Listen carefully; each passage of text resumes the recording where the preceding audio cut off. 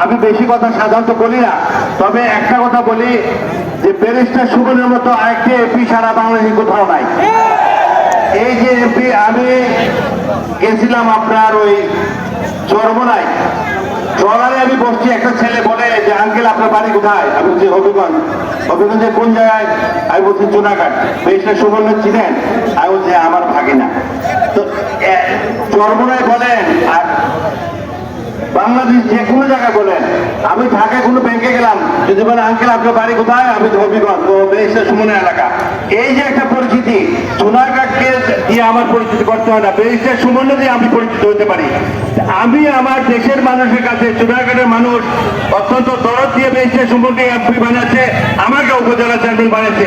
আমি দেশবাসীর কাছে একটাই চাইবো, সুমনের জন্য যত রকমের আন্দোলন করা লাগবে আমি তোমাদের সাথে আছি। আমার যে জুনিয়র ছেলেরা আছে তাদের কাছে জন্য যত রকমের আন্দোলন হবে আমি যাতে শরীর থাকবো, এবং তাকে আমরা বাঁচিয়ে রাখতে হবে। এই ছেলা যন্ত্রের মালিক আল্লাহ, কিন্তু আমাদের চেষ্টার কমতে থাকবে না। আল্লাহর কাছে আমরা এটাই যাবো, আল্লাহ আমাদের এমপি সাহেবকে তুমি বাঁচিয়ে রাখো। আমরা এটাই বলি,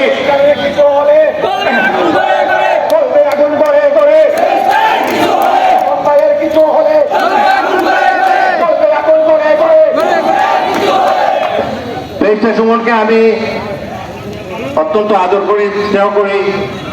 মামা হিসাবে যতটুকু করা আমার প্রতি তার সেই রকম সম্মান আছে। আজকের এই এত মানুষের ভিড়ে আমি আল্লাহর কাছে বলবো, আল্লাহ তুমি আমাদের সন্তানকে আমাদের মাঝে বাঁচিয়ে রাখো। চুনাঘাটের ছেলেরা, মুরব্বিয়ান সবার কাছে আমার অনুরোধ থাকবে, ব্যারিস্টার সুমনকে বাঁচিয়ে